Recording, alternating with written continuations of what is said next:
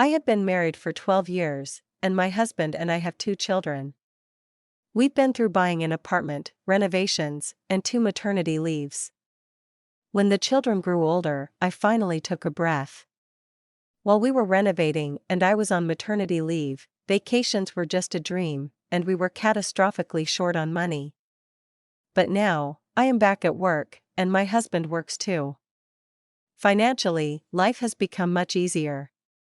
I have long dreamed of visiting the capital, as I have never been there. I wanted to explore every corner of it. It was my childhood dream.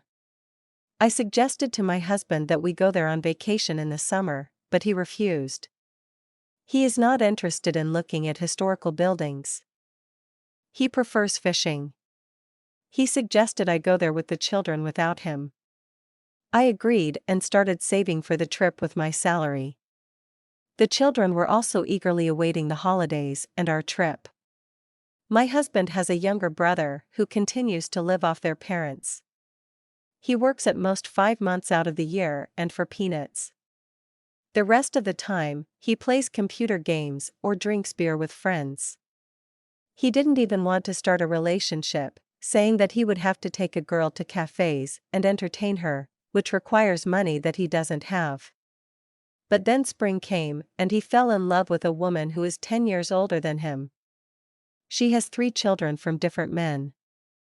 The brother is 27, and his lady love is 37. She worked as a cook in a school cafeteria and lived in a small 2-room apartment with all her children.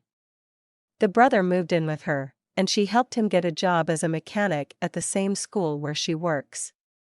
Of course, we were shocked by his choice, but at least he was now working. Then an unexpected turn of events happened. The brother's lady love became pregnant. For her, this was the 4th pregnancy, and she did not plan on having an abortion. She said that as a mother of many children, she is entitled to many benefits and would be able to feed all her children. The brother announced that he would officially marry his beloved and become a father to all her children.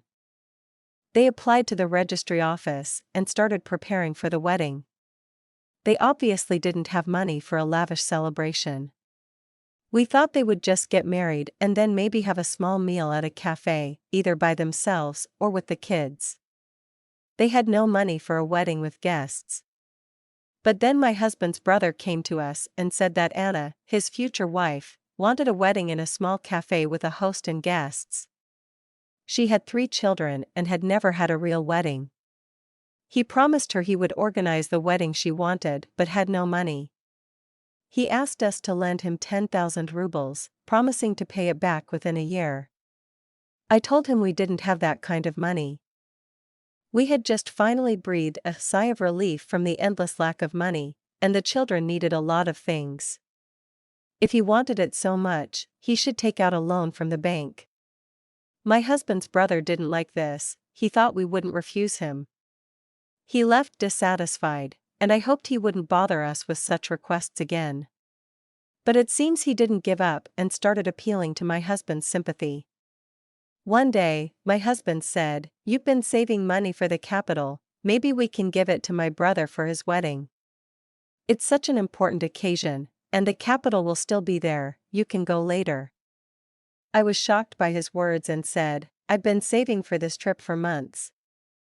And now I have to share my savings with your brother?" I asked my husband in disbelief. I tried to explain to him that they could get married without a big celebration in a cafe, they just needed to get their marriage certificate. They could find the money to go out together.